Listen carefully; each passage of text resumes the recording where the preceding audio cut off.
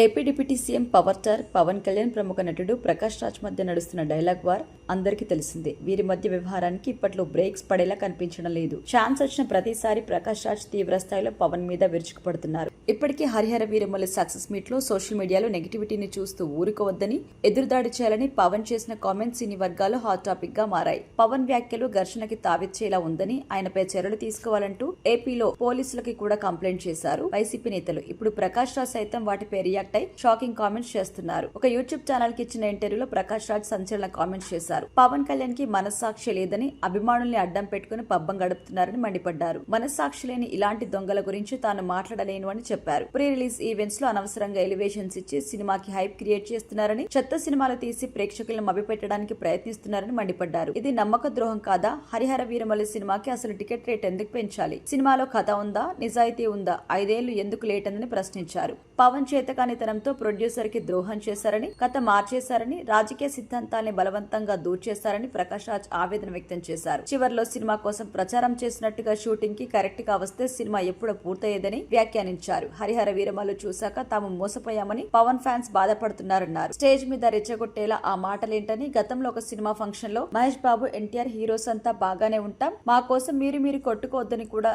చెప్పారని గుర్తు చేశారు. జనాలు మూర్ఖులు కాదని అన్నారు ప్రకాష్ రాజ్. పవన్ వల్ల ఒక డైరెక్టర్ వెళ్లిపోతే మరొకరిని తెచ్చుకున్నారని, ఆయనైనా సరిగ్గా డైరెక్షన్ చేయనివ్వకుండా కథలో వేలు పెట్టించారని ఆరోపించారు. ఇష్టం వచ్చినట్టు సినిమా తీసేస్తే చూడ్డానికి ప్రేక్షకులు పిచ్చోలు కాదన్నారు. తనది కోపం కాదని ఆవేదన అని, తాను పాలిటిక్స్ గురించి బయట మాట్లాడుతాను కానీ సినిమాల్లో మాట్లాడను అని, తమ అభిప్రాయాలు ప్రేక్షకుల మీద రుద్దకూడదని తెలిపారు. అయితే గతంలో సైతం ప్రకాష్ రాజ్ పలు ఇంటర్వ్యూలో పవన్ కళ్యాణ్ పై ఇదే రీతిలో కామెంట్స్ చేశారు. సనాతన ధర్మం, హిందీ భాష సహా పలు అంశాల్లో వీరి మధ్య విభేదాలు వచ్చినట్టుగా భావిస్తున్నారు. ప్రస్తుతం పవన్ కానీ, జనసేన నేతలు కానీ ప్రకాష్ రాజ్ వ్యాఖ్యల పట్ల ఎలా స్పందిస్తారో చూడాలి.